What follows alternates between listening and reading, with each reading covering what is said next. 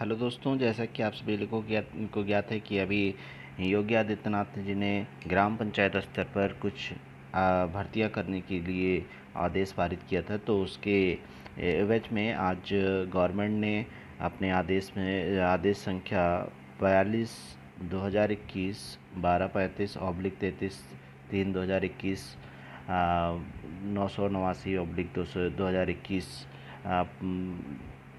प्राप्तांक संख्या के आधार पर एक लेटर मुख्य सचिव उत्तर प्रदेश शासन द्वारा मनोज कुमार सिन्हा द्वारा जारी कर दिया गया है। इसके डिटेल्स मैं आपको बता दूं ताकि आप लोग अच्छे से समझ में आ जाए कि ये भर्ती किन किन स्थानों पर होगी। तो देखिए, जैसा कि यहाँ पे दिया गया है कि उत्तर प्रदेश में यहाँ पे कुल 58,189 ग्राम पंचायतें हैं और हर ग्राम पंचायत में एक जो है कंप्यूटर डेटा ऑपरेटर की भर्ती यहाँ पे की जानी है।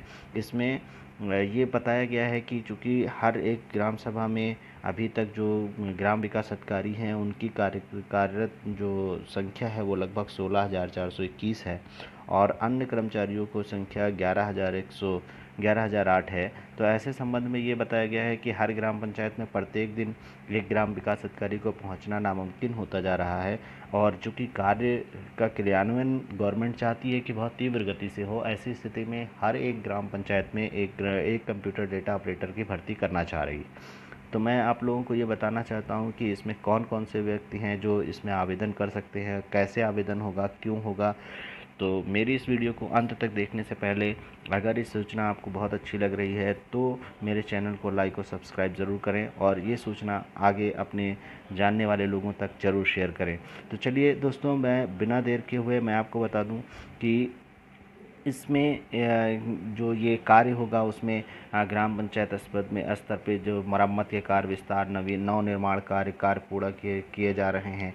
इन सब से संबंधित, मनरेगा से संबंधित, ठीक है, स्वीकृतियाँ निर्मित किए गए हैं। जो भवन निर्मित किए जा रहे हैं, जो आवास आ रहे हैं, जो शौचालय आ रहे हैं, उनकी सूची, उनका सारा क्रियान्वयन कैसे हो रहा है, वो सारा का सारा डेटा उस कंप्यूटर डेटा ऑपरेटर के को अपने पास रखना होगा और वो समय टू समय जो है वो ब्लॉक के अधिकारियों को और ग्राम प्रधान को उसे सूचित करना होगा और ग्राम प्रधान के आदेशानुसार उसे कार्य करने होंगे।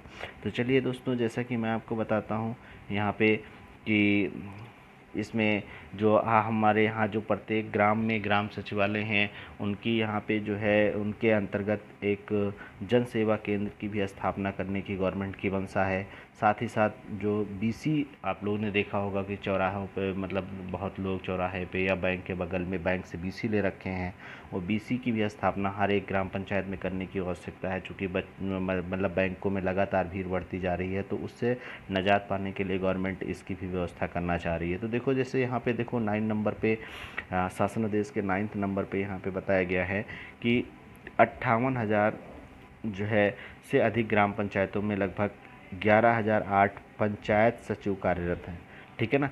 तो इन्हीं की सफेद जिस तरीके से पंचायत सचिव, इस क्रम में पंचायत सहायक, अकाउंटेंट कम डाटा एंट्री ऑपरेटर की तैनाती आवश्यक है, ठीक है ना। अब यहाँ पर देखिए यहाँ पे कि जो डाटा ऑपरेटर होगा वो क्या क्या करेगा, कैसे उसके चयन होगा। तो देखिए यहाँ पे दोस्तों, जैसे बताया गया कि पंचायत सहायक का डाटा एंट्री ऑपरेटर की नियुक्ति के लिए आवेदन पत्र आमंत्रित करने की सूचना ग्राम पंचायत के प्रधान, ध्यान रखिएगा, ग्राम पंचायत के प्रधान के द्वारा जारी की जाएगी। ये सूचना ग्राम पंचायत कार्यालय के सूचना पटल पर प्रकाशित की जाएगी। सूचना के बाद डुग्गी पीट कर, यानी वहाँ पे जो है मुनादी कराई जाएगी कि ये भर्ती यहाँ पर होने वाली है और इसमें 15 दिन का जो है वो समय दिया जाएगा, यानी 15 दिन के अंदर यहाँ पे आवेदन पत्र करना होगा। आवेदन पत्र ग्राम पंचायत स्तर पे, खंड विकास अधिकारी कार्यालय में, जिला पंचायत कार्यालय में, कहीं पर भी आप उसको जमा कर सकते हैं, ठीक है ना। उसके बाद देखिए, आपका जो आवेदन जो लोग करेंगे उनके साथ साथ क्या क्या होना चाहिए, शैक्षिक अर्हता के जो प्रमाण पत्र हैं वो जमा करने होंगे। साथ ही साथ आयु को जो डिफाइन करता हो वो प्रमाण पत्र और जाति प्रमाण पत्र यहाँ पर देना होगा। सामान्य जाति के व्यक्तियों को जाति प्रमाण देने की आवश्यकता नहीं है। दूसरी बात, ग्राम पंचायत प्रशासन समस्त विचाराधीन प्रस्तुत किए जाएंगे और जो मेरिट बनेगी उसके विषय में यहाँ पे जो 5वां नंबर पॉइंट है वो बहुत ही ज़्यादा इम्पॉर्टेंट है, उसको आप लोग बहुत ही ध्यान से पूर्वक देख लीजिए। जो 5वां पॉइंट है क्या है, ग्राम पंचायत प्रशासन हाई स्कूल एवं इंटरमीडिएट हाई स्कूल एवं इंटरमीडिएट के प्राप्तांक, ध्यान रखिएगा, हाई स्कूल तथा इंटरमीडिएट के प्राप्तांकों के प्रतिशत के औसत अंक। समझ लीजिए यहाँ पे जैसे मान लीजिए कि 60% नंबर आपके हाई स्कूल में है, 60% नंबर आपके इंटर में है, तो दोनों नंबरों को जोड़ दिया जाएगा। जोड़ने के बाद जो नंबर आएगा, जैसे 120 आया तो उसको 2 से भाग कर दिया जाएगा, यानी यहाँ पे आपका जो औसत प्रतिशत है वो 60% आया। ठीक है ना। तो चलिए आगे बढ़ते हैं, और उसी क्रम में सभी जितने भी लोग होंगे उनका प्रतिशत निकाल लिया जाएगा। निकालने के बाद जैसे मान लीजिए कि एक नंबर अभ्यर्थी है उसका आया 60%, ठीक है। दूसरा जो आवेदक है उसका आया 59.6%, ठीक है ना। थर्ड वाला है 58%। तो इसमें सीधा सीधा जो 60 नंबर जहाँ पे जो होगा उसका चयन यहाँ पे मान लिया जाएगा, ठीक है ना। अगर ये व्यक्ति अपनी एंट्री को नहीं लेना चाहता और वो कहता है कि हम एंट्री नहीं लेंगे, ऐसी स्थिति में दूसरे व्यक्ति का आवेदन स्वीकार किया जाएगा और उसे नियुक्ति पत्र दे दिया जाएगा, ठीक है ना। अब इसका आवेदन यहाँ पे कौन करेगा, जैसे आप ग्राम पंचायत पे कर देंगे, फिर वो ब्लॉक स्तर पे जाएगा, ब्लॉक से स्तर से वो प्रधान के स्तर पे वहाँ पे आने के बाद उसकी सूची बन जाएगी। सूची जिलाधिकारी महोदय को ब्लॉक के द्वारा जिलाधिकारी महोदय को सौंप दी जाएगी और वहाँ से उसकी संस्तुति हो जाएगी। चलिए तो इसको अब हम लोग बेटा यहाँ पे और जान लेते हैं कि इसमें क्या क्या काम क्या क्या हो सकते हैं। तो वो समझ लीजिए इसकी जो न्यूनतम जो आयु है वो ये समझ लीजिए 1 जुलाई को जो है वो 18 वर्ष की आयु इसकी पूर्ण होनी चाहिए और अधिकतम आयु 40 वर्ष होनी चाहिए। और जो अनुसूचित जाति अनुसूचित पिछड़ा वर्ग हैं उनको जो है 5 वर्ष की छूट दी गई है, ठीक है ना। यानी 5 वर्ष की छूट, यानी न्यूनतम आयु अधिकतम आयु उनकी जो 40 है वो 45 वर्ष हो सकती है, ठीक है ना। चलिए आगे बढ़ते हैं।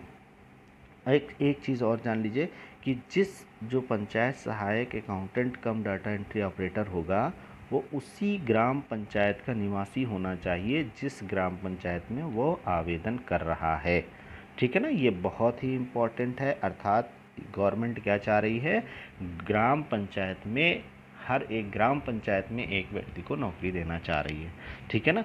तो वो उसी ग्राम पंचायत का होना चाहिए जिस ग्राम पंचायत में वो आवेदन कर रहा है। दूसरी बात, आरक्षण पे बात कर लेते हैं हम लोग ज़रा।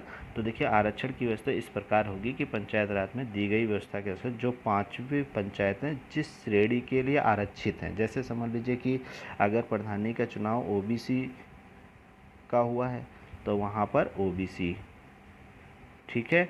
अगर कहीं पे जनरल हुआ है तो वहाँ पे सभी लोग आवेदन कर सकते हैं। अगर कहीं पे एससी है तो उस सीट पर एससी ही लड़ सकते, मतलब जो है आवेदन कर सकता है। देखिए उन पंचायतों में उसी आरक्षण श्रेणी के पंचायत सहायक का चयन होगा, अर्थात जिन पंचायतों में प्रधान पद अनुसूचित जाति के लिए आरक्षित है उनमें अनुसूचित जाति का प्रधान ही जो है डाटा एंट्री ऑपरेटर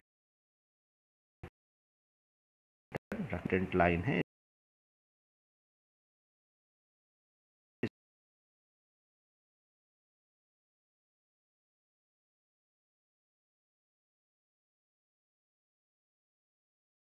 क्या आरक्षित है वहाँ उस श्रेणी की महिला अभ्यर्थी चयन कर पंचायत से डाटा एंट्री बनाई जाएगी। ये भी बहुत इंपॉर्टेंट है। देखिए महिलाओं को सशक्त बनाने के लिए गवर्नमेंट ने यहाँ पे बहुत अच्छा एक नियम निकाला है कि जिसमें महिला अगर है तो वहाँ पे महिला ही आवेदन कर सकती है। दूसरी बात देखिए यहाँ पे कोविड से अभी देखिए कोविड महामारी से हमारे देश में बहुत लोगों की मृत्यु हो गई है। तो यहाँ पे गवर्नमेंट ने कोविड से मृत्यु अगर कोई मतलब परिवार है जिसमें कोई आवेदन करता है उसके परिवार के सदस्य की किसी की कोविड से अगर मृत्यु हो गई, उसके माता पिता या उसे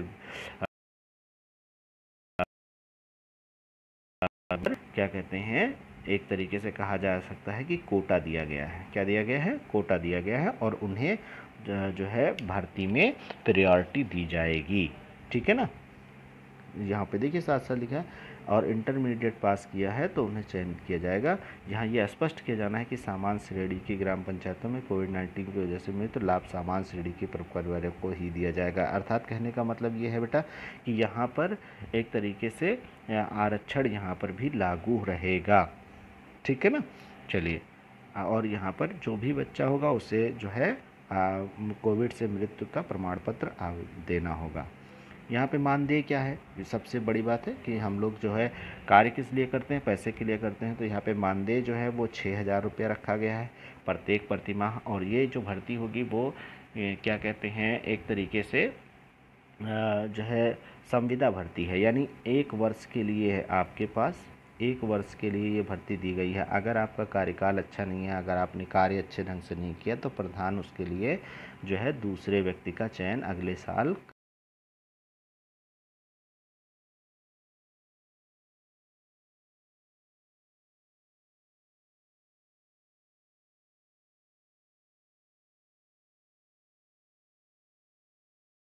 कर। अलमारी, कुर्सी, मेज, अलमारी, रैक, ये सब यहाँ पे दिए जाएंगे आप लोगों के लिए, सुविधा के लिए, ठीक है ना। इसमें ये डिटेल दे दी गई है। और ये एक अनुबंध पत्र, ये एक अनुबंध पत्र आपको 100 रुपये के स्टाम्प पेपर के साथ जब आप आवेदन करेंगे तो आपको देना होगा, ठीक है ना। और इसमें जो भी लिखा हुआ है उसको डिटेल आप लोग पढ़ लीजिएगा। आवेदन पत्र यहाँ पर देख लीजिए, यहाँ पे देख लीजिए पूरी प्रक्रिया दी गई है, इसको जानना बहुत ज़रूरी है। ये 30 जुलाई से लेकर के 21 जुलाई से 30 जुलाई 2021 से 1 अगस्त 2021 तक ये ग्राम पंचायत स्तर पर क्या होगा, इसकी सूचना दी जाएगी हर एक गांव में। फिर उसके बाद 2 अगस्त 2021 से 2 अगस्त 2021 से 17 अगस्त 2021 तक आवेदन पत्र लिए जाएंगे। और फिर 18 अगस्त को यह पुनः आवेदन 18 से 23 तक के लिए पुनः जो है विकास खंड कार्यालय में प्राप्त आवेदन को उपलब्ध, जो जिस ग्राम पंचायत के लिए आवेदन जहाँ पे किया गया होगा वहाँ पे उसको भेज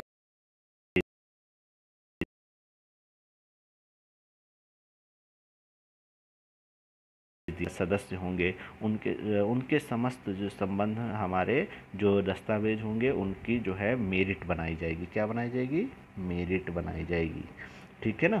और उसी मेरिट के आधार पर हमारा और आपका चयन होगा। और जो इसकी नियुक्ति है, जो समिति का गठन है, वो 1 सितंबर से 7 सितंबर 2021 के तक कर लिया जाएगा। अब फाइनली हम लोग आपको आवेदन दिखा देते हैं कि कैसा प्रारूप होगा। तो देख लीजिए, ये ऐसा प्रारूप होगा। यहाँ पे एक फ़ोटो लगाना होगा, ठीक है ना। इसमें आपको यहाँ पे अपना नाम, पिता का नाम, अंक, जन्म तिथि और आयु, साथ ही साथ यहाँ पे पुरुष महिला भरना होगा, अनुसूचित जाति के हैं वो भरना होगा। उसके साथ साथ यहाँ पे अपना 1 और 2 यहाँ पे क्रम से आपने जो परीक्षा दी है, जो उत्तीर्ण किया है, बोर्ड फॉर्म आपको जमा करना होगा। थैंक्स। ये मुझे आशा है कि आपको ये जानकारी बहुत अच्छी लगी होगी। आप सभी लोग इस वीडियो को ज़्यादा से ज़्यादा शेयर करें ताकि सो